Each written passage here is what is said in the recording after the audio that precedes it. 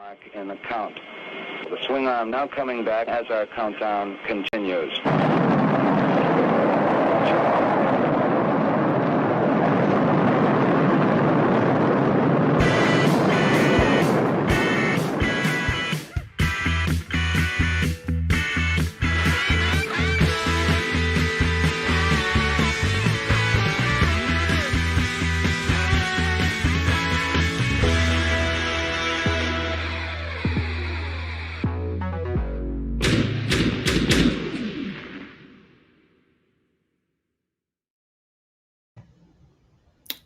Good afternoon, good evening, hello to all. This is the Brick Something News. I am Brick Something, and to my, is that right? Yeah, to my left, we have Ultrazilla here today. What up, folks? Glad to be a part of the news. Yes, the news, as folks know. So some of this is sort of toy news. A lot of it is the needless ephemera we saw. Honestly, it was just my way to bring folks that, other nerdy folks that I find interesting and have great takes and opinions, or just I somehow respect, and bring them on here so that I can hang out with them, meet them, and talk toys, which is like a great thing to do. So friend, all our common love. Yes, you, my friend, are definitely all those things I said. Someone I respect, someone whose content I love. You're like a nerd on multiple levels, and I say that with the utmost affection because that's what I am. So if folks aren't familiar, which is crazy, but Ultrazilla is a channel on YouTube, and you were just talking to me about your old podcast. So you've been doing this stuff for a while. A little bit now, yeah. What year is it? It's 2025. So like 2015, like I started really like kind of doing this type of stuff with a podcast and like a Facebook page, and it was coming together, and then the YouTube channel launched in 2016. So it's been a little bit now, yeah. Yeah, and then you also, my understanding is you were telling me that you also been, well, you say it a lot on the channel that you've been working in the comics industry as well. Is there my gosh, yeah. Talk about like all angles of nerddom, right? Amazing. So it's I've awesome. been in the comic industry over 20 years, I'd say. Wow. Because I count it like from when I put out my first book. So Sure. like I put out my first book in 1999. And, ever since then, I've been doing one thing or another. Currently what I do is lettering. Like that is my main thing. Like I do lettering, I do logo design for folks. But it's always been like, it's been an ever evolving thing because I did everything. I did everything in comics. I've drawn, I've written, I've had books published. I've edited anthologies. I've, colored a little bit. That's probably the thing I've done the least is like coloring. But I've done a little bit of everything. I worked at DC Comics for 8 years on staff. I ran the lettering department there. But I've been freelance since 2015. Interesting timing, right? Like 2015. Yeah, freelance, of course. and I started this stuff too. But the two things match up a lot, and I love being able to do comics still and doing the channel. I treat the channel like a full-time job too, so it's kind of like I juggle the two a lot. I do want to cross over the two at some point soon. It's been in the works for a little bit, but a possible Ultrazilla comic is in the works. Yeah. Oh, I also teach at the School of Visual Arts too, so there's a lot of juggling. That's cool. Yeah. As an educator, I'm so curious about that. So, what kind of work? I mean, are you like a lecturer? Or are you like what do you do at the school? I teach a digital lettering class. Beautiful. So it's one of those classes where it's not just about digital lettering, but my students kind of get a little bit of what I'm saying here, like a little bit of the history of what I do and how I kind of applied everything I've done into some facet of what I currently do. Sure. So I'm always using various like tools, and I try to teach the students to like everything you learn, keep it in your back pocket. You never know when you're going to use it. Right. So never discount anything that you learn. So it's a little bit more than digital lettering. Sure. But besides that, I sub a lot at the School of Visual Arts. So like I'm constantly like, jumping around and, teaching different things there because I've done so many things. I can jump around and do that stuff.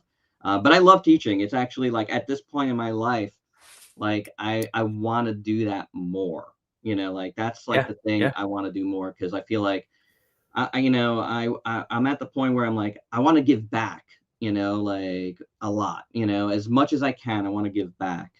I love that, man. So that's where I'm at. That's great. I love, and I would love to continue to talk with you about this kind of stuff, maybe in a future. Folks know I'm a public high school educator, have been since 2001.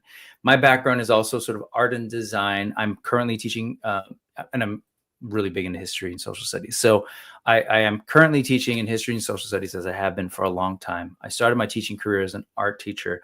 I'm looking at maybe the last 12 years of my working life. I'm old, folks. And so at some point I'm looking to transition back to art, actually.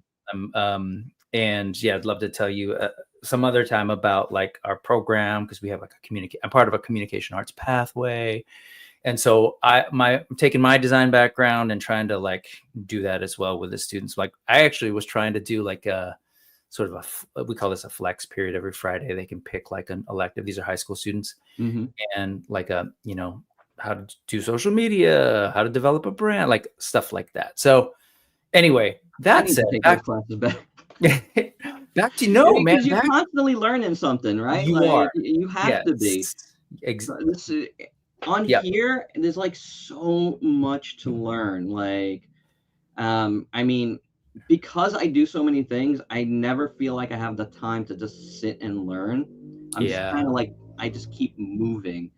But you're doing so, with the students where I was talking about project-based learning, like what you do, this. I don't need to tell you. You even said it. Like that's a sign of a gold star educator right there when he said, "I'm always learning." Exactly. And that's what you're trying to impart upon the students. Like, as you said earlier, you're always learning things and keep them in your back pocket. We could go on about that, but real quick, you're in New York, right? Yeah, I am. Like New York City area? I'm in Brooklyn. You're in Brooklyn? Oh, that's right. Duh. You're in Brooklyn. Well, shout out to Brooklyn. East Coast, West Coast. It's coming up in the chat, but I am in San Francisco. Cool. Born and raised in LA, actually. So that's coming up in the chat, and I'll address that in a second. But anyway, let me go back real quick to design. Dude, can I just say, one of the things that I love and respect about your channel is the identity. The pink lettering, the typography. So it's no surprise to me that you are into lettering and logo design. Your Ultrazilla logo's dope. The way, like, and I can see it, like vlogs or Vlogzilla, like there's like the branding is on point, the visual style. I want to do so much more with that though. Like it's so I hear you. Like it's crazy. Like I do that stuff and I'm never really happy with it. So it's like if you like see my thumbnails for the years, I've gone through like countless like different, like especially for the reviews, different thumbnail styles. You always kind of tweaking. You're never happy. And I think being we're cut from the same cloth, like doing that stuff professionally, and it's just like when you apply it to yourself, and it's like, no, this is not good. This is not like what I'm doing, right? Like what you're always your worst. You're always your worst client and your worst critic, man. But I really appreciate you saying that, and I've told you the same. I love your sense of style and design and everything you got going here. So to hear you want to do more with art, I think you're gonna have a lot to contribute, man. Because thank you. Like everything I see is on point and it's really, really cool. Nice. Appreciate that, man. Well, welcome to the channel, and let's go ahead and say hello to the folks who are here. Happy Sunday to everyone, and happy Sunday to Brian Carr, who dropped in pretty early this morning to say hello. Appreciate you, Brian. Hope you get to catch us on the replay. I know you get pretty busy. Josh Brown is here. Hello. How's it going, Josh? Thank you always for your support. Man, he's posting about the show and everything. I really appreciate that. Mr. Ryan Clark is here. Hello to you. I know, Mr. Ryan Clark, you had some questions. I grew up, born and raised, off the 101 freeway in the Queen of Angels. If folks are watching social media, and there's definitely some things going on the last couple of days. We've been dealing with ice raids down there, and folks have been pushing back. And so I'll just say my heart is with the folks in LA. Absolutely. They targeted, they were going after folks in the Paramount, which is not far from where I actually grew up, Downey, Paramount area. And I understand, well, that's all I'll say about that. But I'm safe. My fam in Downey, as far as I know, is safe. But I say safe relatively because obviously what you're seeing down there is people responding to not feeling safe. And Absolutely. I'll put a pin in that. But thank you so much, Ryan, for asking. And I know it sort of came up, but I am in San Francisco now. That said, moving on, in the world of superheroes, we have to sometimes, pay attention to absolutely the struggles of heroism and villains and, all that stuff. Larry's Geeky World is here. Hello to you, sir. Cool. Fellow Ranger. Hey, yes. What's going on, man? Pains, good to see you. It's been a minute, and I hope you're doing well, friend. Nolan is here. Yes, correcting. I am in San Francisco. Nolan, hello. KJ Smith from sort of the east side, your neck of the woods. What's going on, KJ? Hope you're doing well. Hope the fam's doing well. Ray Paz is here. Hey, breaking guest. Yes.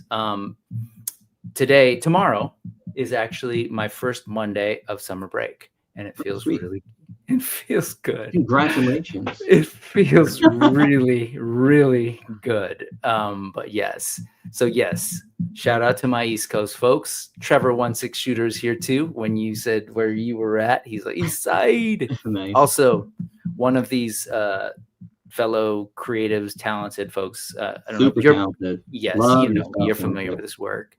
God, that guy, he's awesome. Always fun to talk to as well. Let's see. Zio, what's going on? Greetings. Zio's jumping in from Italy. A lot of talented folks around here. Yes. Italian right here. Let's see. Nick Dillinger, hello to you, sir. Good to see you, man. Got to hang out with him and meet him in real life last weekend, which was awesome. Went to, do what we do. Go look at toys. Kenzo's Creation is here, coming from Colorado. You guys have so many more cooler places to go look for toys, let me tell you, than I do. Really? New York City? I think so. Like I always see like so many cool things going on the West Coast from a lot of Southern California creators. Yeah, I mean, I have a lot of cool stuff now, but I feel like there was like a dearth of like cool places to check out for a while. Starting to come back a little bit now, but for a while we were like, in the aftermath of Toys R Us, we were like everything was just kind of like, I'm jealous of your Ami store, right? No. What am I saying? You have a Tamashii Nation store, don't you? Yes. Only in the last year. Yeah. Tamashi's come now. I have the Bandai Cross store. We have more book offs. So there's more places now. Like I'm saying, just recently, but like for a while it was just like really bad. Not even my Targets were good. Like my Target suck, and I have no like Walmarts like close to me. We're in the same boat in San Francisco. San Francisco proper, we don't have Walmarts. I have to drive a little bit to the South Bay or East Bay. You and I are also in the same boat because well, I think it's changing recently, but for the longest time, for decades, New York and San Francisco have been competing for the most expensive real estate in the country. So that's driven out a lot of the sort of like cool little shops that would sell toys, but we're getting some new stuff. LA, Frankenstein is probably, you see a lot of that stuff. Anyway, Des Ref fan. Hello. What does history say about governments rounding people up like this? Do we pay attention to history? I don't know. I'm just kidding. This is the history teacher saying, and I wish people could answer you clearly and objectively, but unfortunately not enough do. Anyways, we could go to fantasy, and the rebellion and the resistance struggled against the Empire, and the Empire and the, oh my gosh, I'm blanking. Come on now. What are they called? The Rebel Alliance? No, the baddies. What do they call the baddies later? Oh, the First Order. Oh, right. First Order. Yeah. Yeah, sorry. And of course, spoiler alert, the Sith Eternal or whatever it's called. Anyways, I love Star Wars. The Collecting Brothers is here. I do too. Andor season John. 2, man, so good. Oh, it was like, yes, I loved timely. it. Good yes, stuff. I need to do a stream just talking about Andor. It'll be cathartic. Oh man, but yes, so good. Let's see who else we got in here. Darth Primus is here. Speaking of the Sith, hello, sir. Skew Raider is here. What's up, Skew? Good to see you. And I think that's everybody. So hello to everybody. Hello to everybody on the replay. Before we move on, I'll just do one quick thing. Down there, you'll see this like sort of running, what do they call it? Ticker with a URL, bit.ly/brick something news, capital B, capital S, capital news, because ultimately this is just BS news. And then let's see, I should do this. Okay, so down by Ultrazilla over there's a QR code. I'm a visual person. And so it's helpful when we're talking about all this stuff. I love to show this stuff as we talk, but also like if you're, hey, what was that 4 Horsemen figure you mentioned? Or where was that one custom thing? You can always go there. The links are there from every past show. It's a little wonky. It's a Google Docs thing, but it'll make sense once you get there and you can see all this stuff that we talk about. Okay. So let's see. We should move over here. Hey, I know that guy. It's you. The cloning. Okay. Let's go ahead and start off talking about, I know like you spent a lot of time this past weekend handling Kaiju Brooklyn and being at Kaiju Brooklyn, tabling panels. Family was doing panels. Can you tell us a little bit about what Kaiju Brooklyn is and what you all got up to this weekend? Absolutely. Your video in the background. Last weekend, actually, I guess. We participated in Kaiju Brooklyn 3. It's basically G-Fest, Monsterpalooza, like any of those here on the East Coast. We needed something. We needed a big Kaiju con. Like, G-Fest in Chicago is, long running. But a lot of people have always had a little problem with it, with that con. But Monsterpalooza seems amazing. I believe that's out in LA. That was the same weekend. Yes. Right? Yep. There's some stuff coming up. That's actually where my folks live in Pasadena, actually. Yeah. So that was, just passed. But like we've been wanting something here for a while. So glad some folks that I know started putting this together. And like the minute I heard that they were putting it together, I was like, yo, let me be involved because this is something I've always wanted to see and do awesome. And like have happen here. It is such a huge Kaiju community here in New York and in the surrounding area. And it's like, I allow me to help you guys bring people into it, So I've been like working with them since the beginning. Last year we started panels. Like the first year was small, but it really turned out great. And then last year we started the panels and that turned out great. I was like spearheading that part of everything and did the same this year. We had a lot of great panels, man. It was awesome. And the biggest thing is we moved up in space. So we had a much bigger space this year and it was just amazing. Like what a great show. I just realized I hate to interrupt you. I'm going to pause and do that just so that, the dude who owns this video doesn't hit me with a copyright strike, but keep going. Absolutely. But yeah, it turned out great. Like it was an amazing show. Like I've done really good there as a vendor as well, because what I'm selling is stuff that I'm reviewing. Like, so stuff that I review on my channel and I build up over time. I'm like, this is like a perfect outlet for me personally to get rid of some stuff, because I don't really do shows on that end. Like I haven't, at least, but I want to do more. Like I would love to do more like conventions and stuff. Like I want to do more I would love to do robot shows. I would love to do general toy shows. There's a bunch in the general area like that I want to be a part of. So we'll see how it goes. So this is your main on this. This is the main one that you do yearly. Like this is so far like this has been like my only show like that I really do. Okay. Gotcha. Again, because I'm doing so many other things, like to add like doing shows to the list Sure. is tough.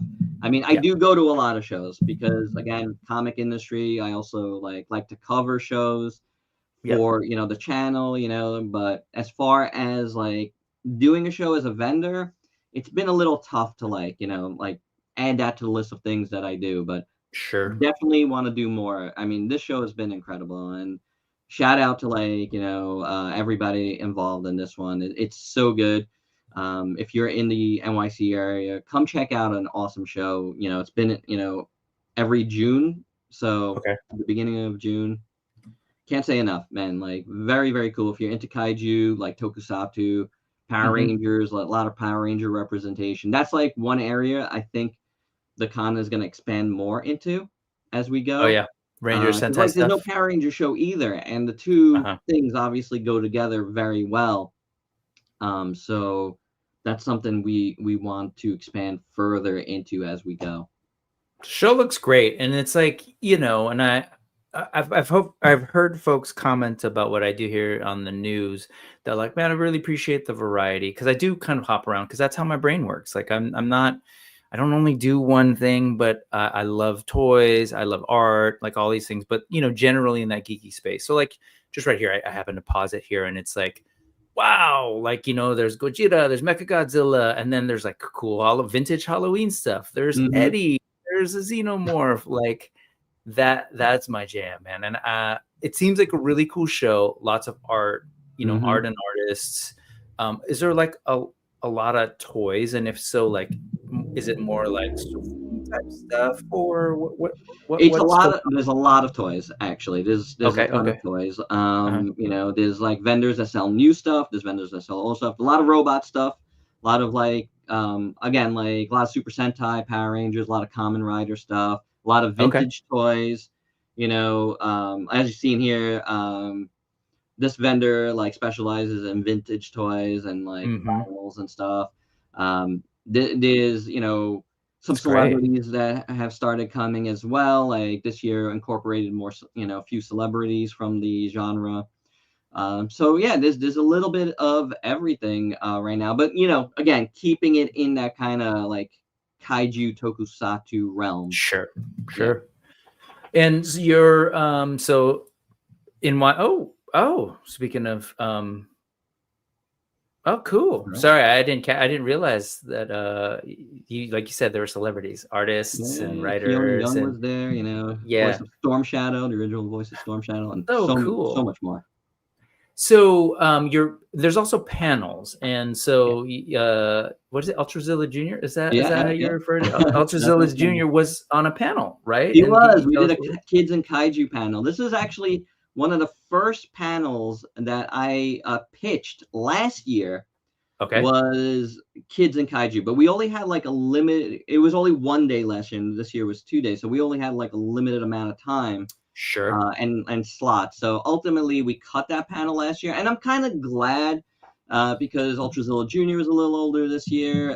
The other kid in the panel, Zeke Goji, he was a little older, so they were a little more articulate and like a little better. Like it was a really good panel this year. I think because we waited a year, it turned out to be better. How old is your kid? Oh, he's 11. He's 11. 11. So, I mean, not that he wasn't articulate, but I think. No. I know. Sorry, Ultrazilla Jr. No, I asked more so because my kids are 11. He's about to be 12 on the 29th. So 12 and 14. And, it's cool. It's cool that he is really into this thing and wants to sort of share it with other folks. And he's got this cool community around him. I think that's really, really cool. I also like it. Good job, Dad. Everybody there kind of knows him as Ultrazilla Jr. too, because he's appeared on my channel a bunch. Yeah. So it's fun, and to have them as part of a panel was very, very, very cool. I love this, man. I love this stuff. I grew up. I was telling you, I was born in '76. Brother's 5 years older, so I think even when I sort of became conscious, there were toys around. Like I remember some of my earliest memories of toys were the Shogun Warriors that my brother had, including the Godzilla and the Rodan. So there's a sort of never had that Rodan. Stuff. My neighbor had it. I always wanted it. It's to get it. Amazing. I did have the Shogun Warriors Godzilla. That was like a staple. And so between that stuff, and he was, you know, a year later, Star Wars came out. And so my brother's all about that. So there was Star Wars in the house. And then eventually he's like, hey, man, check out this comic book, G.I. Joe. There's going to be new figures. So like there was always this kind of stuff. But, and I was luckily grew up in LA, exposed to the Japanese stuff and had access to it via Little Tokyo, specifically Pony Toy Go Round and in the Honda Center, shopping center. And you just going there and looking at all this stuff like, whoa, you know, you mentioned kaiju, tokusatsu. For folks, if you're not familiar, I think folks now know kaiju I feel like that's become kind of a household like word now. But yeah, tokusatsu being the sort of like the special effects shows, the live action dudes in suits on TV, Ultraman, like Ultraman and stuff. Yeah. And so like Super Sentai, Power Rangers, etc. So all this stuff is super cool to me. And I love your channel because it is, as I put in the description, it's like one of my YouTube channels where I go to for specifically kaiju, tokusatsu stuff. So awesome to see you like engage in the community in this way, help build that show. You know, I was telling you and the folks on the channel know that I've been trying to also help in that way with like things like the Mythic Meetup around Mythic Legion stuff and more indie toy stuff. So I get that. And then, okay, so let's put that aside. Let's start talking about some toys. This movie's coming out. If folks aren't familiar, this is this one movie franchise started Jurassic Park or something. Now it's Jurassic World. New movie coming out. I think, I don't know when exactly this summer, but Jurassic World. July? June or July? Okay. I could be wrong, but I want to say early July. And everybody knows the coolest part of those films are the giant monsters, the dinosaurs, right? And then now the last, you know, couple of movies have really sort of like leaned into the idea of the genetic manipulation to create new things. And this thing, one of the first places I saw it, you know, really kind of get to see the hands-on look at it was on your channel. So this is Ultrazilla's reviews. Again, just a quick look at that. Look at the type treatment. Like, anyway, this thing, I know it's weird, right? And you kind of, yeah, you want to share with folks like what the concept is and like what was it like to handle this guy? Well, you know, I mean, what the concept is, we'll see where it comes from. We'll have to find out. But this particular thing was pretty cool because the sculpt on this thing is actually really, really nice. Like, you know, for the more kids gimmick toys, it's really good. I think Mattel does a good job actually, like with a lot of this stuff. You know, they don't get enough credit. Like I think when people hear Mattel, they're like, Mattel, yeah. But like I think they do a good job with the Jurassic lines. Like sculpt wise, they're cool. The gimmicks are fun. This one had a really fun gimmick. It's a really cool toy to get. Like, you know, my personal jam, you know, for dinosaurs is the Hammond collection right now. Like, I love the Hammond collection. It's really good, you know, articulated dinosaurs that are not breaking the bank completely. Like, I think that's really good because there's some lines that break the bank. I mean, look, you know, stuff like that Creative Beast is doing is incredible. Like, incredible stuff. I can't agree more. Oh my god! One of my favorite things in my collection, so awesome. And I've only had them for like a month, and I love these. But yes, you're right; these are not cheap. Right. But I agree with you. I have a bunch of dinos. For me, has been great. It's been, you know, perfect because they're very articulated. They look really good, and again, a good price point. So it's within one of those lines that I've been into collecting from day one. But like that, you know, I don't want to discount like what Mattel does on some of their basic lines because they do a good job. And I feel like this figure it's really, really nice. It looks good. It's fun to play with. It sounds insane. I don't know. It's just a cool. It moves very oddly. And I hope the actual creature in the movie is like this. That would be really, really fun. It's just a bonkers looking design. There's like definitely combinations of so many different things in here. You know, like that you've seen the Rancor. There's like from Mm-hmm. Godzilla, like folks will say it looks like Orga. There's an Yep. like xenomorph qualities in this. Like there's so many Yes. different things here incorporated into this. Absolutely. And I think that's why I like it, especially. So first up, I 100% agree with you. A lot of the dinos are fantastic. I found myself picking up way more than I need. Not that I need any of them, but like they're like, I'm into Masters Universe. So Beastman has a couple of like the Raptors and the smaller ones that are, totally meant for like the sort of consumer in store brand, not Hammond necessarily. The only Hammond I think I have is the T-Rex, I think. Like they're great, but I'm also really happy with the sculpts on the mainline. I think someday I hope to do some dry brushing on them because the sculpted details are there. Yeah, absolutely. What's neat, this thing, like a lot of them, has great, I think the paint app on this looks really cool. Other folks are pointing out like, what's going on? This thing is wild looking. And yeah, I'm assuming story wise, it's gonna be like some kind of hybrid thing. Yeah, I see like maybe like it's like a I think there's whale like or some sort of whale in there of some sort too. exactly. And I love the fantasy of it. It's still got it's got two big long legs, like some army things, and then the little T-Rex raptor things. I think it's really cool. But I think it is too. I can't wait to see it. I mean, I still enjoy the Jurassic movies when they come out. They're fun. Like dinos have been one of those things, that I've loved since I was a little kid, and it's always cool to see them or like play around with some toys. It's one of those things that's never really left me. And it's like, dinos were kind of, I would say, like the gateway for me into like Godzilla. Like I can't remember one without the other when I was a kid. It was like dinos were always there. Godzilla, I was always there. It was one. Both of them just kind of combined together. For me. So I always loved. And here's a bunch of the Hammond stuff. Gorgeous, like they look so good. Yeah. Like that thing is beautiful. And you alluded to the play features on this, but if folks haven't seen it, it's great. Like it does a shaking thing that's really kind of startling and makes this cool sound. And I'm looking forward to this. I've been looking around. I don't know that it's hit yet, but I've been trying to see if it has dropped yet. It's weird because Walmart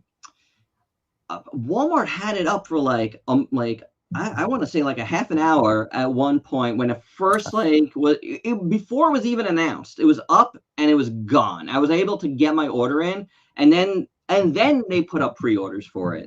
So I assumed you had like gotten this from Mattel or something. No, you just found it. It was up, and I was at right place, right time, right? Like I saw somebody post a link to it. And I want to say it was Collect Jurassic that posted a link to it. And like, I was just like, oh, okay. I was like there. I'm like, it didn't even have a picture of it yet. There was no picture of it yet at all. It was just like, I'm ordering blind, whatever this is. Right? Like, I want to check it out. And it was here like the next morning. So I was just like, oh my gosh. Wow. Okay. This looks wild and insane. And there was only a leaked photo of it. Like in the days leading up to it, and there was still no photos until like pre-orders went up like I want to say like a week later. Well, I'm not worried because I know once the movie hits, they'll be plentiful. But looks really cool. Anyway, let's go back. GI Jetman joined us. Hello, sir. Saying hello to folks. Nolan loves the colors. I do too. It's definitely one of the more sort of like natural colors, like beigeish, brownish. Looks really cool. Going back to the show, Brian. Oh, hey, what's up, Brian? I saw your early morning chat. Wasn't sure if you'd be with us live, but it looks like a fun show, man. That the Brooklyn. I'm blanking. What's it? Kaiju Brooklyn. Kaiju Brooklyn. That's what it was. But yes. And don't worry, we all love Mattel. Kenzo knows we do. Like I like Mattel too. Yeah. I do not discriminate when it comes to plastic that catches my attention between Mattel. I would say like I do feel like for a while over the years like people were like Mattel second fiddle to like Hasbro and stuff, but they do their own good things. They do They do. They do. What's up? Andrew Gades is here. What's up? Yeah, see, there's a bunch of geek dads up in this community. Geek dads man. represent. A bunch of us. And no chewing. What's up? Hello, hello. And Allison, hello to you. All right. So that's cool. Go check out the review and just his reviews in general. Like, you number them too, which is wild to me. Like, you're in the thousands.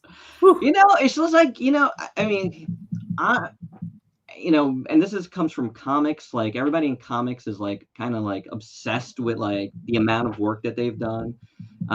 It's just like, you know, you find like full databases of like what everybody does. Like, so I think it comes from there, you know, like that, like it's something I brought over.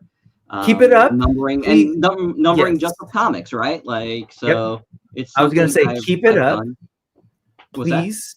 I say definitely keep it up, but please don't do this new thing of suddenly randomly renumbering it to a number one just cause. Oh yeah, I just want to keep it going. We're not rebooting quite yet here. Yeah, please. And if you do, just keep up with the numbers. It bothers like, me. You know, like I'm also proud. Like, look, you know, I'm not like the hugest YouTuber or anything, but I am proud of everything I've done. You know, like that's awesome. I work hard on this stuff. Like I do like daily videos as much as I can. So it's just like, you know, with the reviews, and I mean, I've done like 4,000 videos.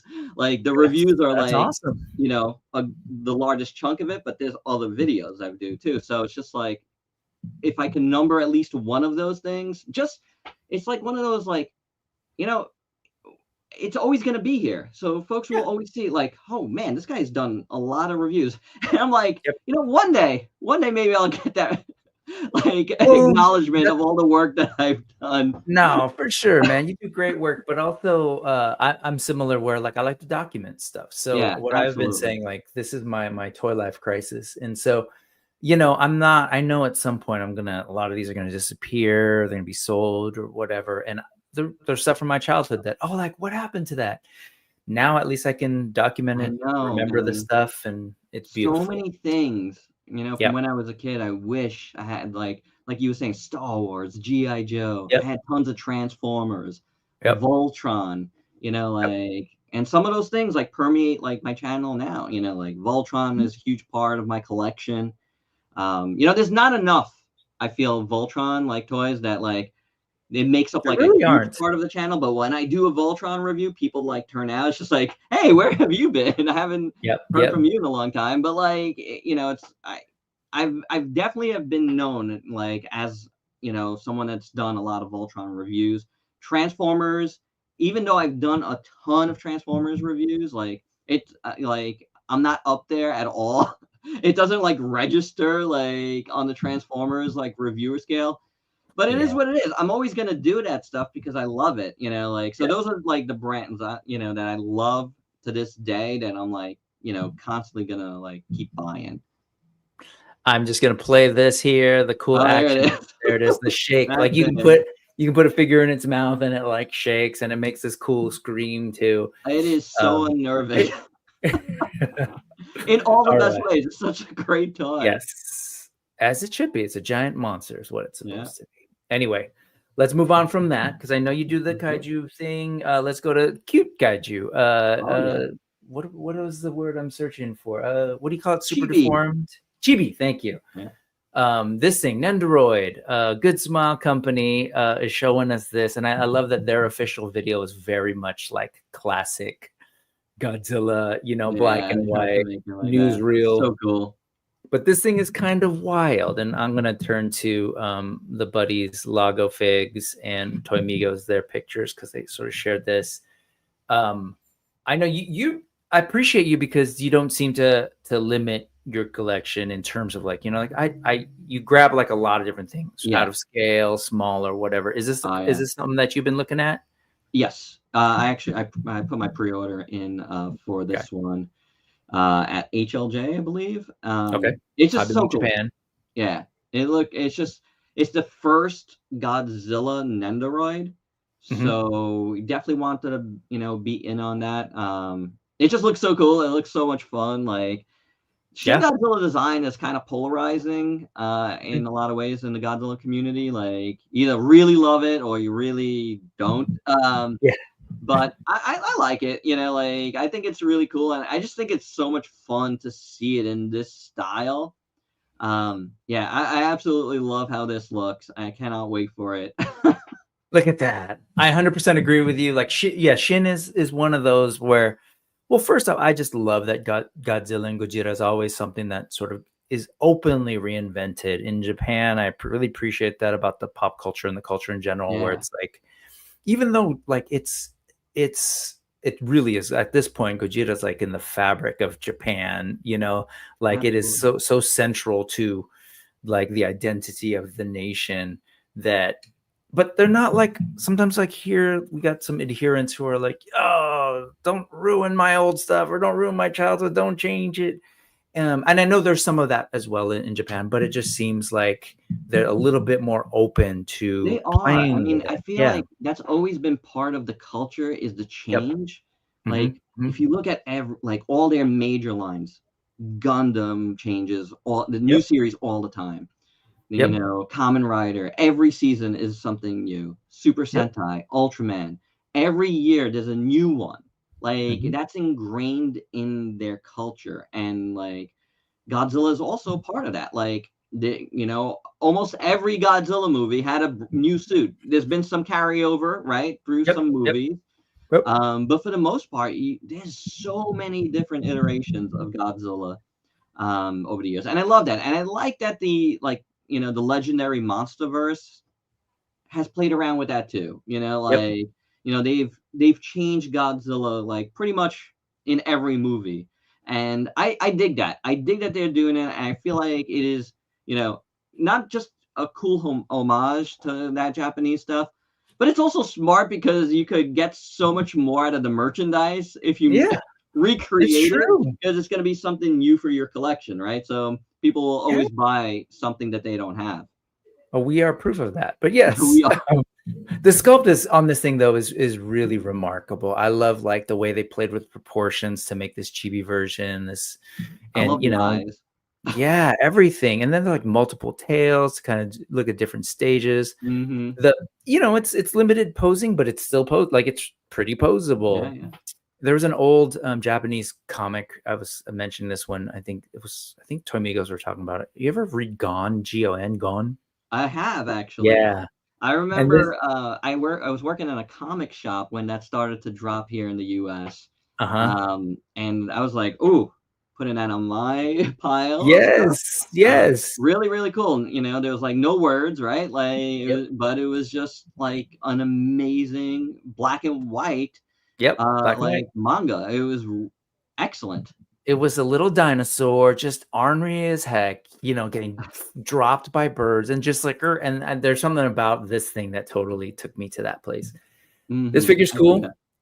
Congrats on pre-ordering. I think it's awesome. Yeah. And if anybody wants to pre-order this with a bonus backdrop, there's a bonus backdrop only available. It's like a flame, you know, a city on fire background. The US Godzilla shop has the exclusive of this, so that will be out next February. If you order it from like a site like Hobby Link Japan, in Japan this is coming out in November, but it's not going to have that bonus. So, all right, you know, you pick and choose. You want the bonus, you got to wait a couple extra months. This is why you watch Ultrazilla News. Like he does. I will be talking about this at 8 p.m. EST. Yes. When we get off here, it's gonna flow right into the Ultrazilla News on his channel. But like, you do legit news and you actually give information. I'm just like, oh, look, it's cute. But nah, this is about what we do. It is. This is just, you know, don't need to spend too much time on it. I know it's in people's hands. I think in that I saw Billy Beige's review, and I just think it's really cool. My brother actually sent it to me this week. He's like, check this out.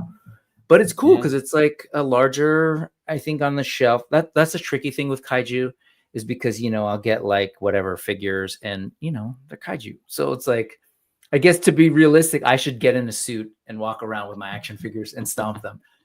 So that's always a little bit weird. I have a couple of things, but it's a nice size figure. It's a little bit like 8 or 9 inches tall. The Godzilla here should be about like maybe 7.5 inches tall, around that height.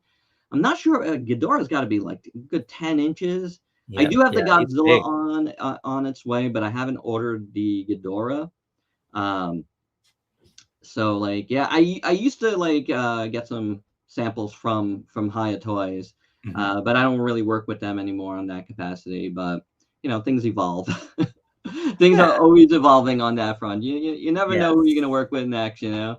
And things are, I mean, in the whole toy industry, things have evolved, especially this year with a lot of things that's gone on. I mean, the other, you know, Kaiju Brooklyn panel I did was Kaiju Toy Talk, and it was me and one of my retailer friends, and we chatted about, you know, the state of the industry with the tariffs and you know what's going on with Super 7, what's going on with DST, unfortunately. A big unfortunate part of it is my friend Robert, who was the brand manager at DST, he was supposed to be on the panel, and what happened at DST happened 2 weeks before, and he was like, Sal, I'm really sorry, man, like I gotta, you know, like I can't really be on this panel because, like, you know, I can't feel any questions about this right now. That would be totally get it. You know, my heart goes out to everybody, you know, at Super 7 and DST being affected by everything. So, but yeah, we talked about a lot of this stuff there, and you know, it's ever evolving. Like, you know, so relationships are ever evolving. You know, they are. But I am getting that Godzilla. Like it is on its way to me right now. Hopefully, I get it soon. I can't wait to check it out. And Ghidorah at some point too. I'm a little afraid to ship that out of China right now. You know, like get hit by some taxes. I don't, you know, I don't know if I will, because we're on like a kind of like this 90-day break, but still, but you never know. You never know. No one knows. No one knows. So I'm kind of waiting on the Ghidorah a little bit. It's killer though. I mean, I'm looking at like all the joints in the tail. Billy's review had sort of the neck. Like they put a lot of engineering into these things to really make them posable. And I love this. I forget who the photographer is. And this is Figure Mania show. Just the posing is so cool. Like this classic, like in suit kind of thing. But it looked really great. Seeing them stand on one foot, well, you know, of course, being balanced by the tail, but I think that looks great. Balanced by each other there. Yes, and this one is great because it's totally movie poster steez. But I dig it. It looks like a great figure. The wings are like wired, like bendy a little bit. So, right. So that's a little bit of something different that they did for this Ghidorah. I'm curious to see how it works out. Sometimes that could be good. Sometimes that could be like, you know, you never know, right? I mean, I haven't heard anything bad yet, so that's good. But I don't know. I'll see eventually. Like, they're great. That's what I'm looking forward to. Like, I'm always, you know. Also, Ghidorah is gonna take so much space, right? Like, I have some Ghidorah figures, and they just take up so much shelf space, man. They do. It's always like a hassle to get them, and even reviewing them is just like, well, it's just like it's coming out so far. Getting that in space. Well, I think they look great. Going back to the other photo Nolan said, look like they're dancing. That's totally, they look like they're dancing or they're stomping. Zia, ordering the Shin Godzilla on the Good Smile website gives you a bonus beam effect for the tail. The bonus beam effect is for the Good Smile. Right, absolutely. That stuff is wild, the way they sort of do that and spread that stuff around. But I think it's smart. Fire effect looks good with the little guy. See, look, David Salinas, welcome to the channel. Good to see you, sir. There's love for Shin. There is absolute love. And if you haven't seen Shin Godzilla, it's coming back in theaters this summer. So, that's fun. Yeah, Zio's tempted by that Nendo. Yeah, they're super cute. I love that balance of sort of like ugly. I love it. I think it looks great. All right, let's keep moving this thing. So there's the Super Sentai action.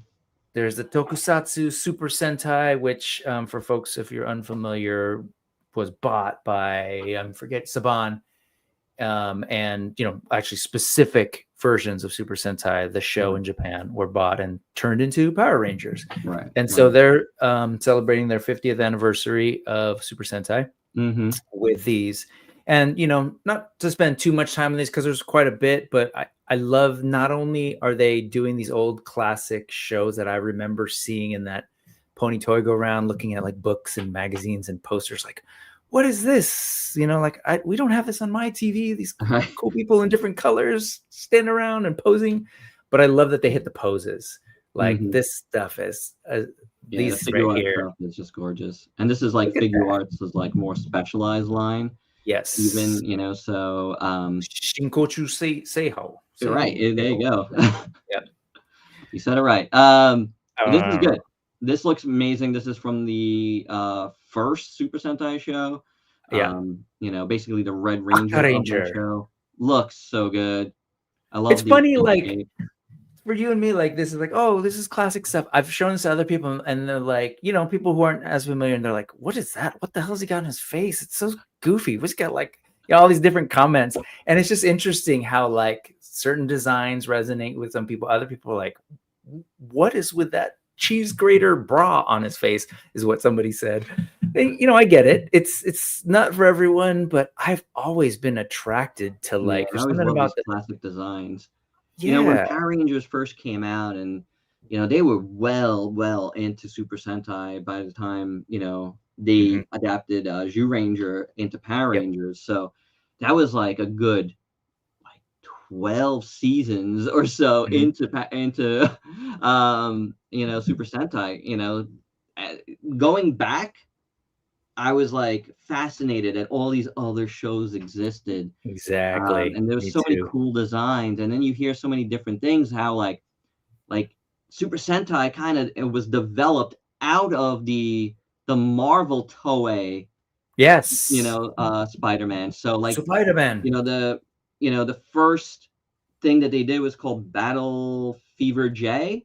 I believe Battle Fever J, right? Yeah, that was a collab, and some of those characters. Was right after the Spider-Man, the Toei Spider-Man. That followed it. That was like, again, because they do things every season, you know. So Toei, like, it's almost like a weird, like, sister spin-off of the Toei Spider-Man, and that's how it kind of, like, you know, gained, you know, its traction. And Toei just, you know, even after the Marvel collab ended after that season, they kept on going, and that's when, like, this was, like, born officially as, like, Super Sentai.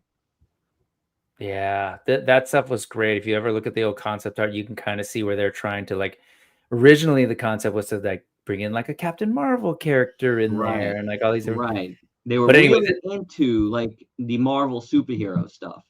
Yeah. So, you know, like, all, and, you know, even, like, before this, like, with Kamen Rider, all of that stuff kind of comes out of, like, you know, give it up to, like, the Marvel comics and stuff, and the DC comics, because that stuff kind of also, like, influenced this stuff. It did. There was a good, incredible. Healthy, it's an incredible crossover. Yeah. There's a good, healthy, given take between what was happening with Japanese comics and shows and stuff. And you, Stanley was like a fan of what he was seeing there, and like his dream was to try and bring that over here. And we got our Spider-Man, but it just didn't take in the same way. Here's sort of the figure with sort of newer Sentai characters, and there it is right there with Kamen Rider. But I love the classic stuff. They've since released pretty recently. They've been going back, and I love also that SH, and again in Japan, they have to do that juggling act that Marvel Legends does, where they're like, with Marvel Legends, it's like, well, we got to do classic comics, we've got to do 80s, 90s comics, 2000s comics, we got to do MCU, and they have to, like, strike that balance. Yeah, they have to do. I'm looking forward to the Marvel Legends 70s Spider-Man coming out this summer. Yep. You know, that was like my Spider-Man, you know, like, it was amazing to hear that there was a Japanese one going on pretty much at the same time as what we were getting here. But that, you know, 70s Spider-Man to me is like iconic, and I can't wait for that Marvel Legends. I agree. I will tell you, once I learned about Spider-Man, I was so upset that, like, man, how come ours didn't have a giant robot? Right? But anyway, this is Mother of Ultra, another sort of classic Ultraman character that they did. That was the Ultra in Ultrazilla. Yes, exactly. That stems That's from here. You know, when I I was started the thinking of channel, it you. was like I had, you know, gotten back into collecting through when I worked at DC Comics, right? Spider-Man. Yeah, the Yep. emissary from hell. That's right, Spider-Man. How's You know, like when I worked at DC Comics, my lettering department was right next to DC Direct. Oh, cool. Like we were right next door to each other, so I would always like, you know, chat with all the dudes What you that guys working on? you know, everybody at DC Direct, and you know, through that I got back into collecting because I had like kind of stopped Okay. collecting for quite a while. So I got back into collecting through you know, hanging out with those guys and getting DC figures. And I was like, man, I should start getting the stuff I really loved. You know, like I should start, you know, looking at what Godzilla's doing right now, and you know what kind of toys are available there, and then it, you know, went into Ultraman, and you know, when I got back, it wasn't Figure Arts, it was called Ultra Act. So that was the line that Tamashi was doing, and it was kind of at the tail end of that. But and then they started doing Figure Arts again. So yeah, you know, when I decided to do the channel, I was just like, well, I'm mostly right now getting Ultraman and Godzilla stuff. So let's you know, try to, you know, do that as far as the channel. But you kind of always shoot yourself in the foot, right? Because it's like, all right, I became Ultrazilla, and you know, like, but I love all these other things, and now I'm getting all these other things again. Yeah. So it was like one of those things where, well, I'm Ultrazilla, and you I know, love that, man. you know, it I is what it figured. is. I'm always going to be Yep. Ultrazilla, and that's fine. I don't care. I'll still do other stuff. I mean, Shartimus Prime doesn't do any Transformers anymore. Sure. You know what I'm saying? And Like, he rarely sharts on screen. So, but yes, no. right. So it's like, yeah, that's what I was thinking. Man, yeah, DC Direct has some really, really cool stuff back then. They really did. What's up, Ken? Another talented artist out of LA. Hope you're doing good down there in LA, Ken. But I just wanted to, you know, these are some of those from the other line. The what did they say? Yeah, no, it's Figure Arts, but this was actually one of their right. Shinkochu Seiho. It's like it's basically like Marvel Legends terminology, the maximum versions of these characters. Right, absolutely. So like they redid this guy, Tiga, and then Tiga, of course this came out a while ago. But I was in Japan last summer and got to see all these because they were sort of celebrating, see these sort of on display. And we just decided on Thursday we're going back, dude. Oh, awesome. Month.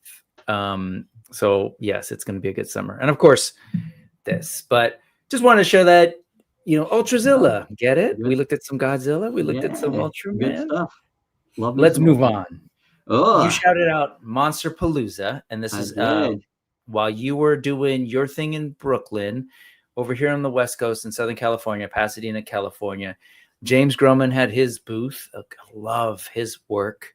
And he was highlighting his sort of Universal Monster, his take on the Universal Monster of Frankenstein, right? Frankenstein's creature. I think it's really cool. I love that monsters are alive and well. So, you know, while that I love awesome James stuff. Groman. Yep. Such a awesome good, stuff in Japan. Artist. What's that? Such a good artist. Like I've always loved his stuff. I mean, I got a chance to work on the Madballs comic, which he created Madballs. So for me, it was really, really cool. It was kind of like how I approached him at a con. I was just like, hey, guess what? I lettered the Madballs comic. Hey, what's up? And then, you know, he kind of knows me as Ultrazilla too now. So it's kind of sweet. So that's awesome. Yeah. I love his stuff. So awesome. Such a great designer. And I really love that he's able to kind of bridge that. Like he's doing this stuff. He's doing Mondo's sort of like, you know, some really cool, the big vinyl art figures. Like his Swamp Thing is still like one of those things that like I wish I jumped on. Oh yeah, I got that one. It's great. You know, yes, it is. I mean, in all fairness, it was like, you know, when I was working with Mondo on stuff, so you know, and they sent me that for review. So I got lucky to that because I think it sold out pretty fast normally. But man, gorgeous piece. Look at that! Look at all the detail in here. So he's doing this, and he had the Cyclops up there too. So good, but kind of cool. Like I just love that we're and you know, I always talk about this period of toy collecting. Like, there's all sorts of really great stuff, and on top of that, we have the internet. So like, people know the name James Groman. People, he can reach out to an audience directly and say, hey, I'm going to have this at a show, and you can go and pick up some like fairly limited stuff. And then you know, like, these artists now have access to the production piece in a way that people didn't 20 years ago, and they can, you know, do their own sort of independent thing, which we share a lot of here. That's great. I mean, I love seeing it. I mean, obviously the internet brought us all closer together and stuff. It did. But you know, for me personally, it's been cool to see, because again, I've worked in the comic industry a long time. I've worked with a lot of like great artists over the years. But it's so cool to me to see, like, you know, some artists know me more for Ultrazilla than for the stuff I've done. Like, you know, a couple of like New York Comic Cons ago, I was, you know, just looking, I was taking pictures of a lot of the Godzilla stuff, and like standing right next to me was Art Adams, and like as far as art goes, he was like my first favorite artist, right? Like, I loved Art Adams. I still love Art Adams. And like, he knew me as Ultrazilla. I'm like, oh my God, this is insane. It's again one of those crazy like crossover things that's happened to me. And it's happened to me a few times with a few different artists, like just artists I love. Like, they don't know me in the comic industry. And that's because like letterers are so kind of like, you know, we're like kind of low level, and we don't really talk low level, but we, you know, we just like, there's a ranking of like what we know, right? Yeah, artist, writer, right? Inker. Like, nobody knows the letterer, right? I hear you. But, I hear you. But like, they, you know, some of these artists have known me from, you know, my channel, and it's just like, this is so strange. You know? That's awesome, man. But crazy stuff. Yeah. That is awesome. It's so good. I love to hear that. I love that, like, they know Ultrazilla. Yeah, Art Adams is there for me. If they're, I don't know, Mount Rushmore or whatever. Actually, I was going to say Walt Simmons and Simonson. I forget what they use. Incredible. But Walt and Wheezy both, like, just so responsible for so much of what I like. Sienkiewicz, because I'm a weirdo and I love weirdo art. There's just so many things. Like, man. Like, you know, there's so many. Jim Lee has always been huge. I got to work with Jim Lee quite a bit, you know, when I was at DC. Yeah, that's cool, man. I lettered some of his books. I lettered Superman Unchained with Scott Snyder and Jim Lee. So that's kind of like one of my like big like series that I've done that like a lot of people know. And it was like probably the biggest seller of anything that I've done. That's awesome, man. That miniseries. I'm constantly, it must be still doing great because I'm constantly getting comps of like the giant like hardcover. So like every few months, here's a new batch. I'm like, what am I going to do with all these? I could build a house with all the Superman Unchained I have. It's insane. But like, hey, it continues to sell. That and the Batman Who Laughs. Yeah, of course. That's a huge one. That's probably the two biggest things that I did at DC. And like the last like 75 issues of Hellblazer. Like, I think people know, like, as far as lettering go, people know me for those three things probably more than anything. That is killer. Oh, look, there it is. This is like right by my parents' house. Not too far. Yeah, I would love to go to that, man. If you watch American Idol, folks, it's right next to where they've. Just kidding. Okay, let's see what we can zoom through, because again, in about 12 minutes. I'm talking about this on the Ultrazilla News too. This is a really nice looking Predator from the Hunting Grounds video game, which I never played. But, me neither. But I mean, it still looks incredible. Samurai Predator. Sign me up. Right there. It's like, I don't care what game it's from. That is awesome. I totally pre-ordered it because I think it looks really great. The NECA Predator figures are actually pretty cool. Yeah. I like them a lot. So this thing was cool. Did you by any chance watch oh my bad, Killer of Killers? Yes. Did you watch it? Did you check it out? I haven't watched it yet. I want to watch it. I watched it like at 4 hours after it came out. It came out 12 a.m. on the West Coast. I watched it like at 4 a.m. because my body is stupid. I'm like so behind on some TV. Like, I actually recently watched Prey for the first time. Oh, yeah. Okay. Good. I'm glad you saw that. To finally get to that. I still haven't When you watched get to Alien it, Romulus. You know, like there's a bunch of things that I want to watch. sure. But I would say check out, because it's a quick thing. As a visual person, I think you really appreciate what they're doing with the animation. It reminds me of a little bit of like Blue-Eyed Samurai and a little bit of Spider-Verse in terms of the animation. But if you watch like that, I would say you have to watch Prey first, because this is sort of, yes, this is Dan Trachtenberg's sort of like take on it. And I'll just say it's in the property's in good hands, man. You can tell he just loves Predator, not just what he's done, like a lot of Predator. I mean, Prey was just wow. Hey, let's pause real quick. We've got Brian Endless Fables, right? One, excited to see you on the show. It's Ultrazilla. Erwin Papa, again, one of these like amazing artists that folks need to know. Check it out. Oh God, his work is gorgeous. Check that out. And then question from Ken. Was that all digital by Superman Unchained? Have you solely done digital work, or do you go back as far as like the Todd Klein era of inking? So so I only do digital. I did hand lettering for my own comics back in the day, but I it's funny because like I don't remember it being good, but I recently came across one of my own comics and I was just like, oh yeah, it's all right. It's not that bad.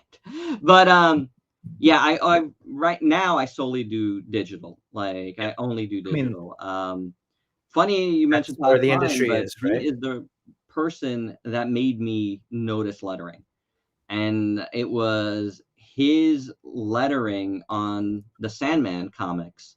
Ooh, yeah. That like made me go, wow, holy cow, that is amazing lettering. And I was a teenager when that came out, and like it's always been in my head. So when I started doing my own comics, those were the comics I went back to look at. I'm like, all right, how does he do his lettering? I love that.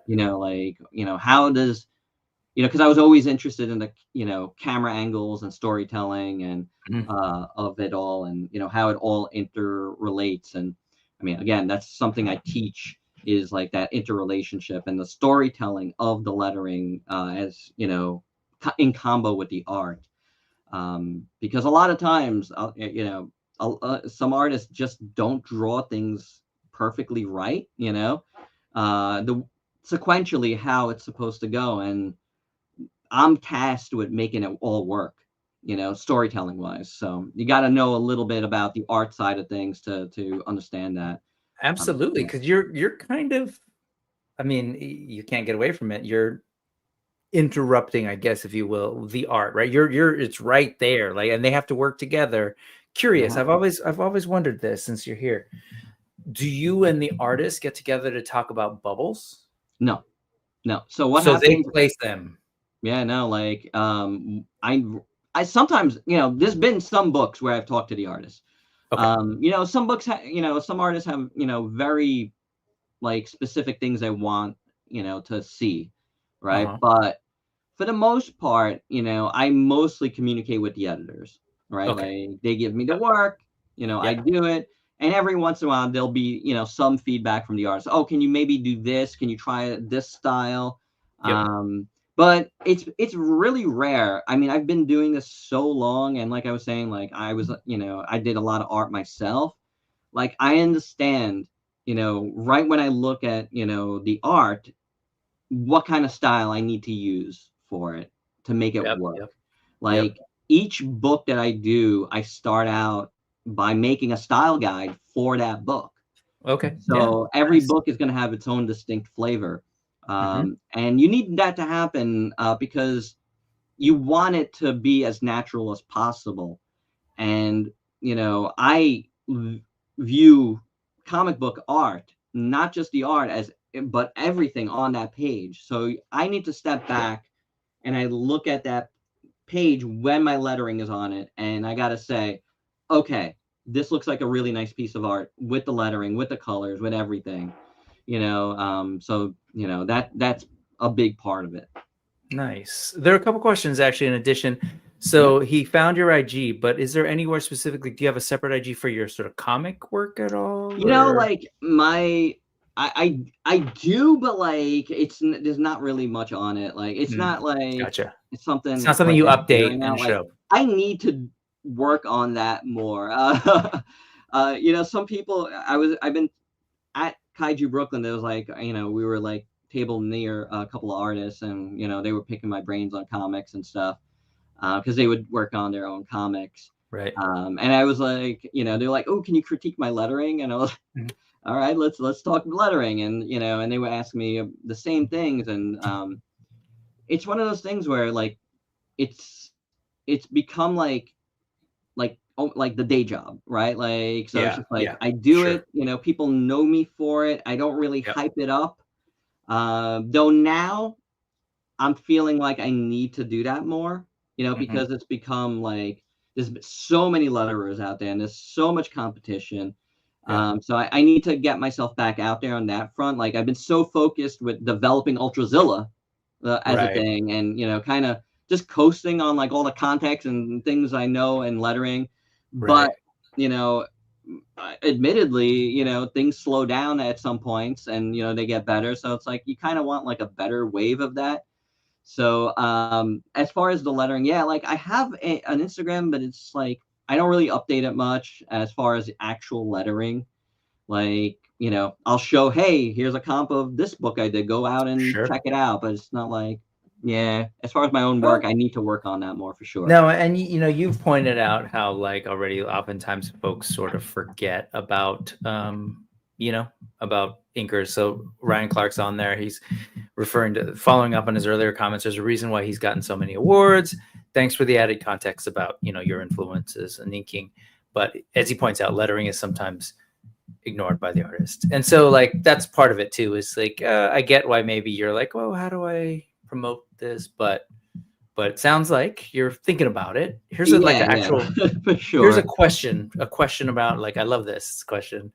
Where do you stand on using thought bubbles versus captions? I like them both. There's a time and place for both, I think, you know, depending on the story and like, is it a very serious story? Like thought balloons could get a little cartoony, right? Just, you know, just you know, the design of thought balloons just feels a little cartoony.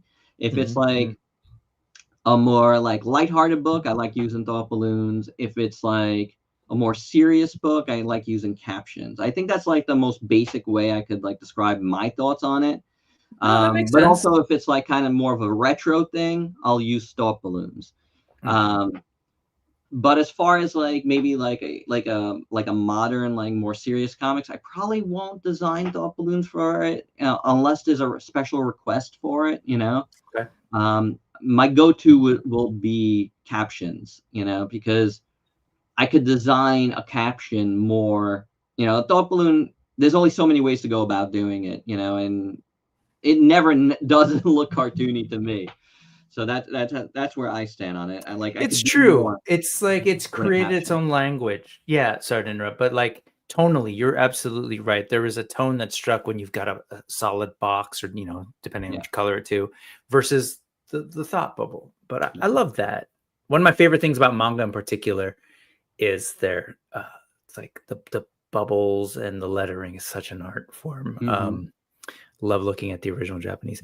All right, so we're creeping up on the time. I will tell folks. Don't worry about it. Yeah. Well, I will say the premiere for over on the Ultrazilla channel every Sunday, 8 p.m. your time, 5 p.m. Pacific is when you sort of launch your thing. So that's about to launch in a couple minutes. So, but you're good to finish up. Premieres. It's just it launches at 8. You know, so it just drops. Okay.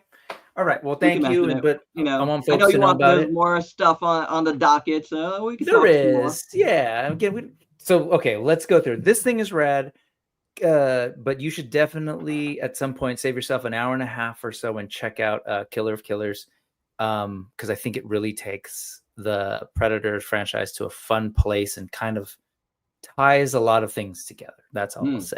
Interesting. All right. And on that note, I have like you and I said, I had known nothing about this video game, but man, this is cool. So cool. All right, let's see what else we've got. Okay, Indie toys. Folks know on the Brick Something News, I talk a lot about indie toys. I talked a lot about the Cursed Dead Kickstarter, which was successful, and they're currently doing their thing. And part of what they're doing is also sharing figures that they were working on but didn't quite have ready to show and like present during the Kickstarter. And so more recently, they finished the design for their Baphomet character and the sculpting of it. So they showed renders recently. I think it's a really cool take on this, the Baphomet. Are you familiar at all? Yeah. Have you seen the Cursed Dead? I have. Yeah. Okay, cool. Really good.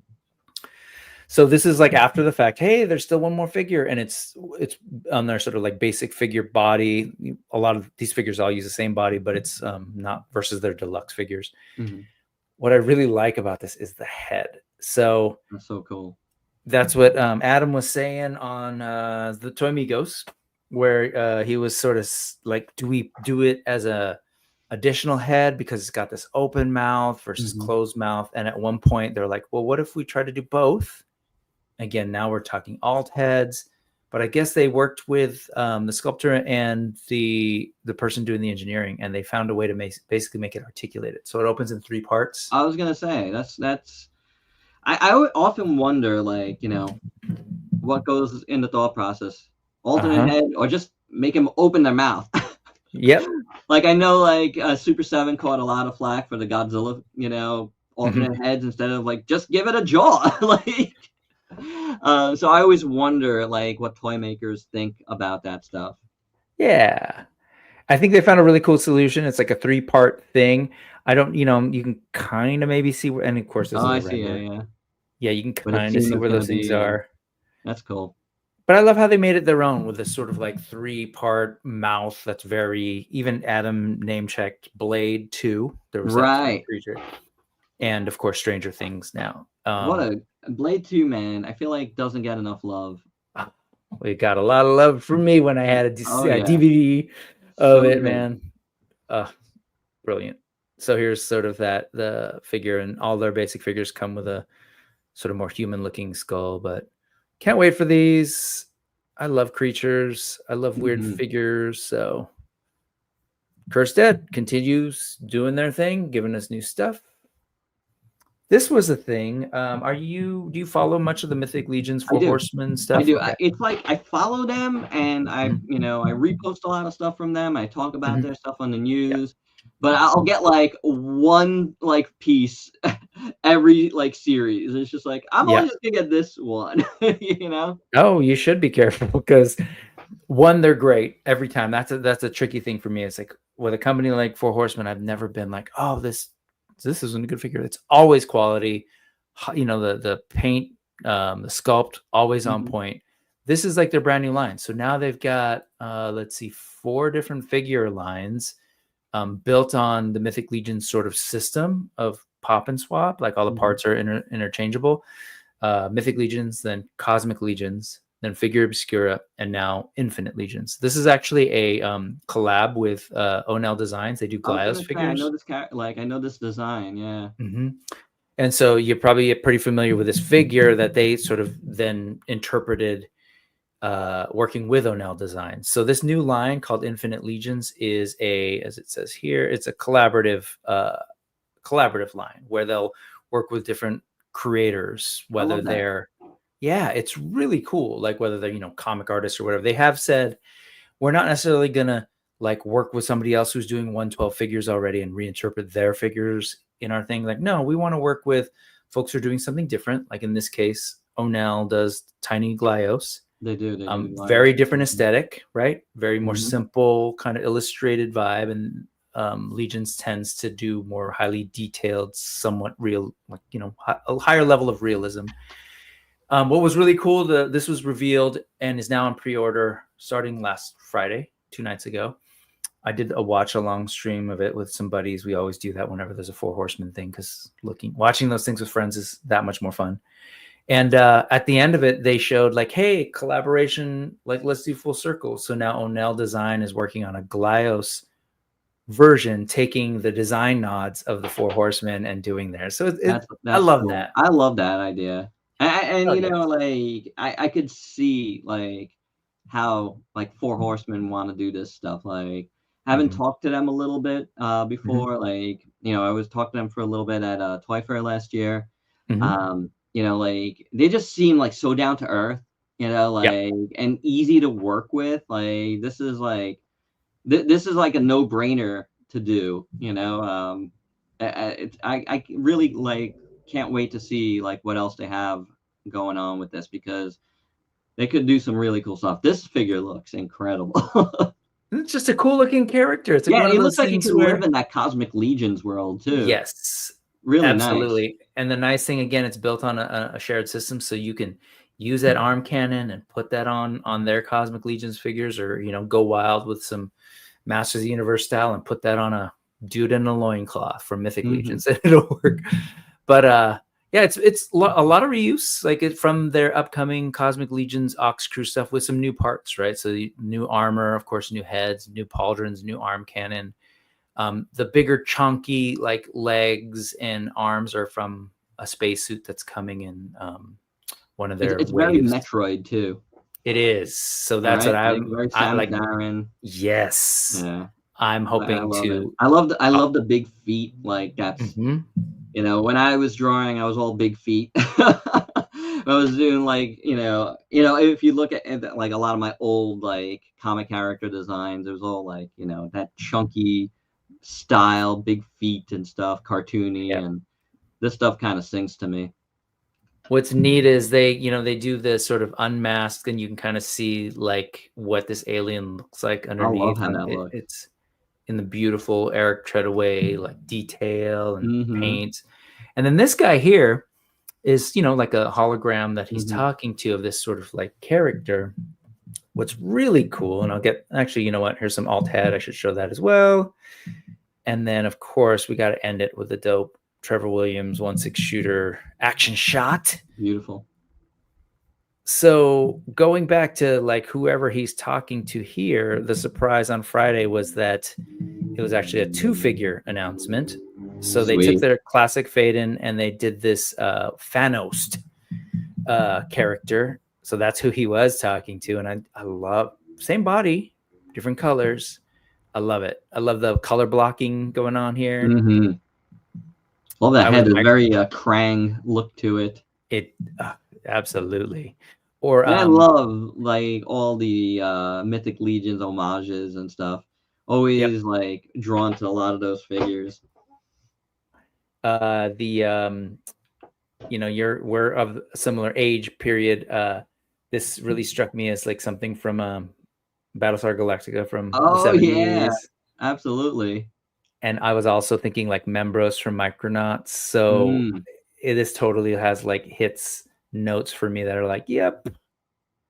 Really and this is apparently a tease of another potential character. So I don't totally know like where Infinite Legions goes, if like they are able to revisit a collaboration with O'Neill and other characters, or they go to a different creator. But I just think it's exciting on a number of levels. We're getting cool looking, Four Horsemen interpretations of Glyos O'Neill design figures, as well as the potential of other cool stuff down the road. Cool collaborations from absolutely beautiful figure. Great looking figure. That's so good. And again, this guy and his showing us the world that these things can inhabit. These pictures especially remind me of like those old paintings that you'd see on the Micronauts artwork. I'm forgetting his name now. Ken something. Michael Golden? Maybe. I can't remember for sure, but for some reason that name popped into my head, that artist. Okay. I think those were from the comics. I was thinking from, I think he might be from the UK. Anyway, cool stuff. These are available for pre-order. Go check out Michael Golden's art anyway. It's so good. Yes. Pre-order now. The 2-pack is pretty. I like the price too for the 2-pack. There's $85. That's actually really reasonable. Or not, or good. If without that, it's $90, $45 each. So I might have grabbed the 2-pack and instantly thought, well, wait, what about my Samus figure? Do I need more? Anyway, that's available. Let's see. Speaking of cosmic, I just, we were talking Predators earlier. Of course, Predators and Aliens are. I've been meaning to show this on the channel haven't had the time, I want to shout out showroom for showing this custom Vasquez. I love That's it. so cool. Built on a Vorga body. I just think it's incredibly cool. Vasquez is definitely like, she was such a small character in Aliens, and a lot of them were, but they were one also they were also memorable. Yep. Like you remember all of them. I don't know. Like I do. Like all the Colonial Marines were just so like memorable. Yep. They were so great. And each one, you know, they were written in a way where like you were meant to. It's like, hey, they're going to stand out, right? They each have a line, they have a moment, they communicate their personality so quickly. Brilliant stuff, man. I love it. Oh, I didn't know this. Erwin Papa's saying that the hologram heads from that thing apparently can fit as actual heads on glass. It's like, that stuff is cool. That's cool. That's really, really cool. And he hit it. Ken Kelly. Thank you very much. Right. A classic fantasy artist. Yes. Right. Paintings, like they take the wildest creatures and then paint it in this like, you know, painterly style. You're like, that's real, I swear. That can exist. So Ken Kelly did like Micronaut stuff? He did. How did I? It's probably like I probably seen it, but like I just not putting two and two together. This was we're gonna look at it because okay, well, we're gonna look at somebody's eBay post for $450,000 collection of his paintings. Stuff. Right. Yes, and this is who I was thinking when I was thinking of that second character. So cool. Membros. Yeah, man. Look at the painting, like that. The softness of his. That was Ken Kelly. Holy cow. Anywho, like I'm so used to his like fantasy art, you know. Yep. This just a quick thing. I love Jared Toy Bro. He's such a great dude. I got to meet him at Legion's Con, actually, which you should consider checking out. It's not too far from you in New Jersey. I know. I want to go. Like I've wanted to go. It's just never lined up, you know, like for me getting there. I used to see them a lot at the other New Jersey con that they do. Like I used to always see like Legion's Con kind of like, you know, came out of that con. I forget what the con is called right now, but I used to go to that one a lot, but I haven't in like recent years. Okay. But this is one of the Legion figures that I do have. It looks awesome in orange. Yes, the Terpiculi, and Jared loves his orange. But yeah, I think it's really cool. And I asked him, like, did you dye this? Did you paint it? And he's like, both. You know, tried to dye first and then had to go back in. I just think it's really cool. So striking. And I love the Terpiculi. It's such a weird, you know me. You can probably tell. I like the weird creatures. We went from that D-Rex. This was like, you know, one creature. I was like, I'm definitely getting that one. It just looked amazing. I mean, I was like a big Harryhausen fan. Yes, so, you know, I love all the old, you know, Harryhausen movies. And this one just like looked ripped right out of those movies. Yep. Such a cool creation, and even more striking in bright colors. So it looks great in orange. I think I put this on a thumbnail else time, and we ran out of time. So I wanted to show that. I wanted to show some vampires in that sort of realm of people making custom sculpts and everything that eventually get, you know, turned into heads that people can buy. I don't totally know what Blackbeard Tatch is doing with this because he rendered out a whole like unique body. This is just a nice piece of art, man. Yes. You know, like, it's just awesome to look at this. I only wonder because I know that other folks are doing like from the realm, Carlos and Jorge are doing a Kickstarter soon of this vampire creature, and they've been doing variations. So I didn't know if he's working with them or not. So I don't know. I'm trying to have those guys back on soon, and we'll find out. That's awesome. But like you said, just a beautiful work of art. It just reminds me of like stuff that was coming out like around when like Pumpkinhead came out, like that sort of design, like the Stan Winston like school of like creature design. Yep. Just awesome looking. This could absolutely be a Stan Winston. Like I could see him realizing this on film. Anyway, and so, you know, he's been doing some other vampires. This was another one that he posted the other day of a painted version, just of different head, but you know, gorgeous stuff. Again, we can look at stuff and like it's so many free. people I have to follow after this. It's like, oh, gotta follow this person. Gotta follow. I hear that a lot, and that's what it's about too. Is like highlighting these folks who like I'm really excited that we have these platforms now that people can access these artists, and most of these artists are super approachable. So you know what, like meet folks, talk to folks. Mm-hmm. I don't know what's going on with this, but if this is something that is printed, if anyone's printing these and it's available, I need to get it. Fits perfectly in a Legion's hand. Look at that. That's so nasty. Yeah.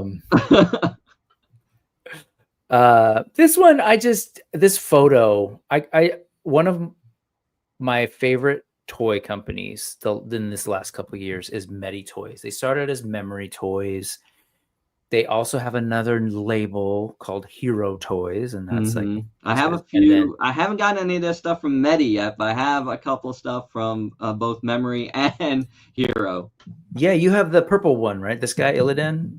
Do I remember that right from Hero? No. The big winged guy? Oh no, I don't. Okay, I thought you did. But yes, I have the big Diablo.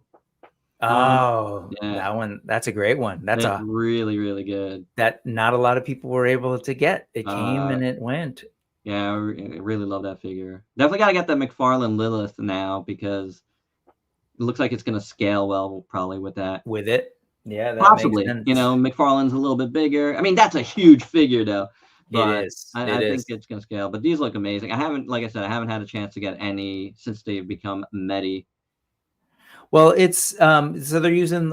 I'm assuming interpreting their use of the different names is like because frankly they don't have the license to World of Warcraft and they're making these figures, so they're constantly evolving.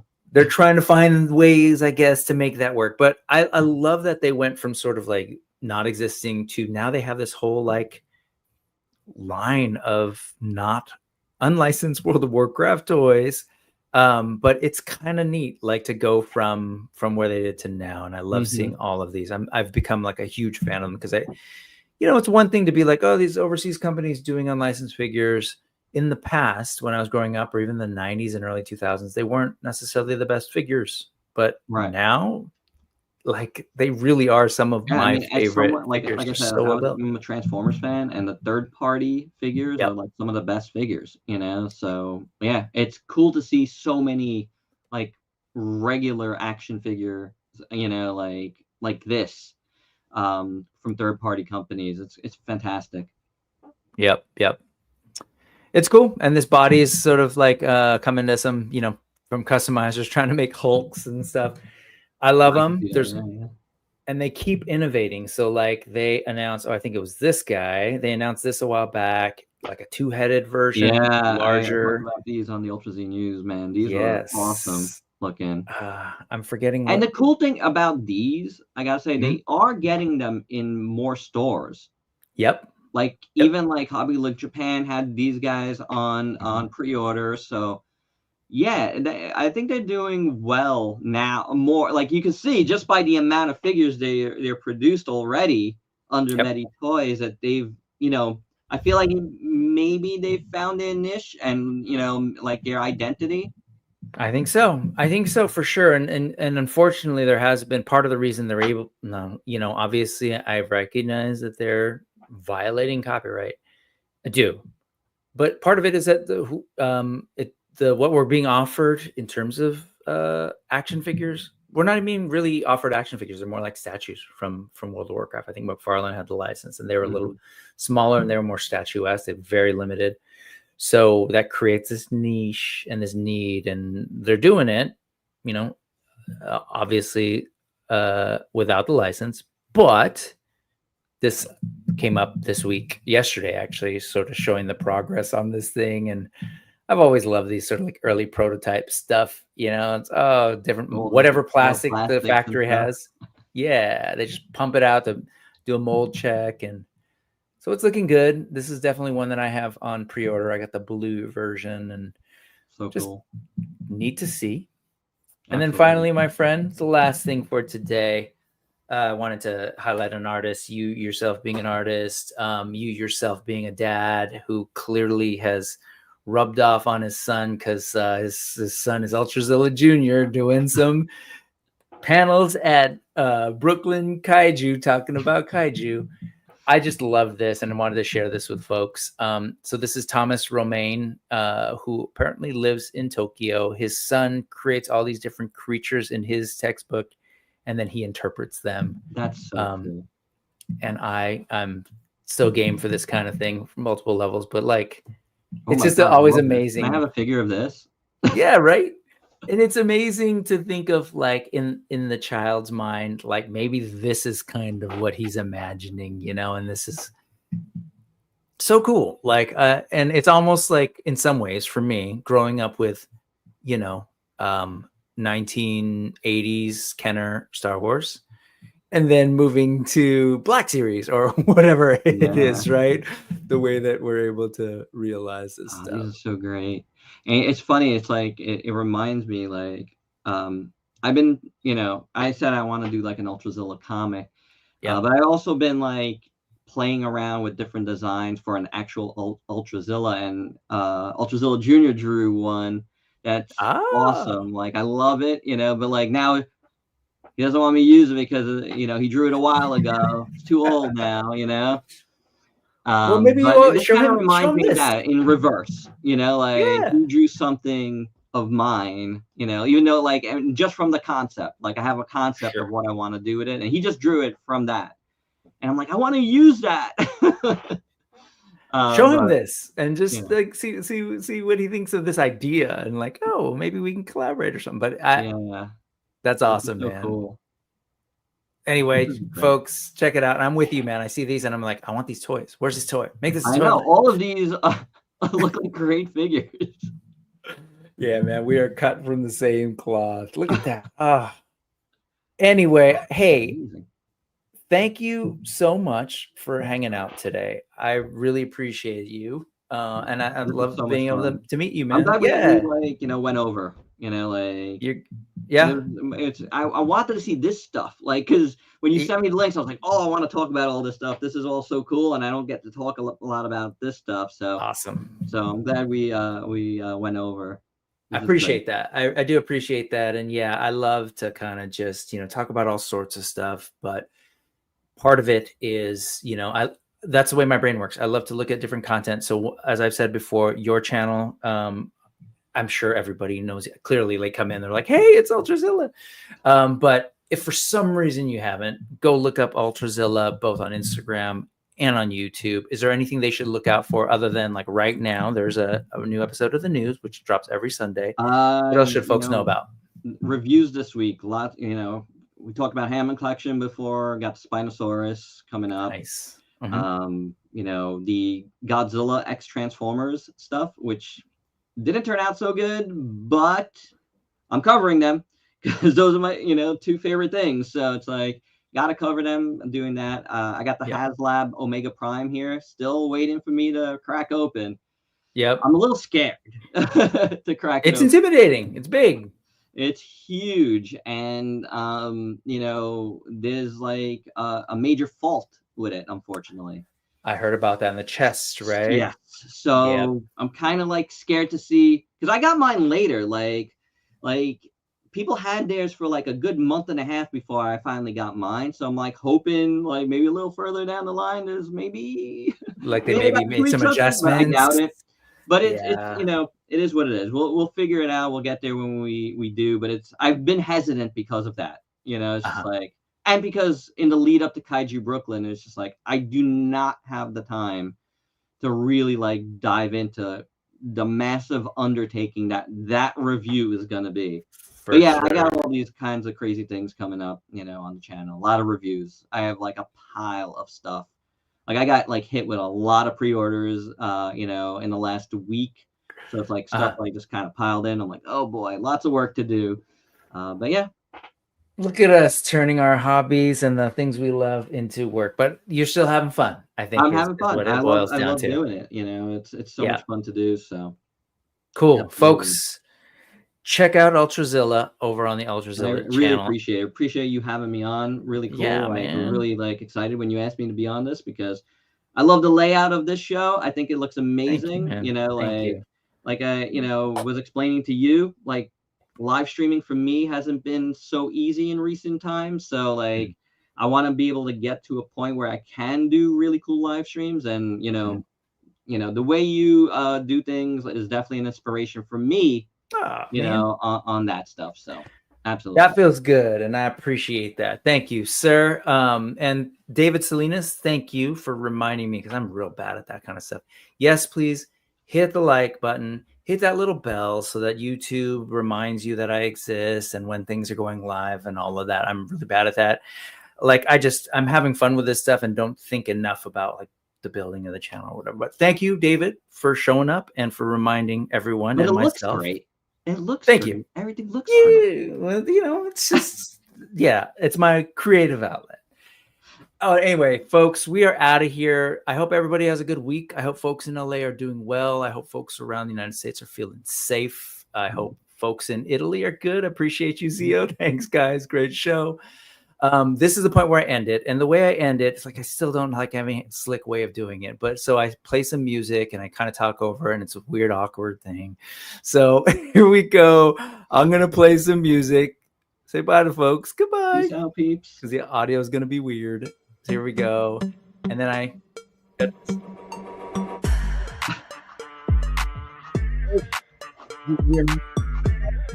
clicking end stream now, and there's like a couple seconds. So there you go.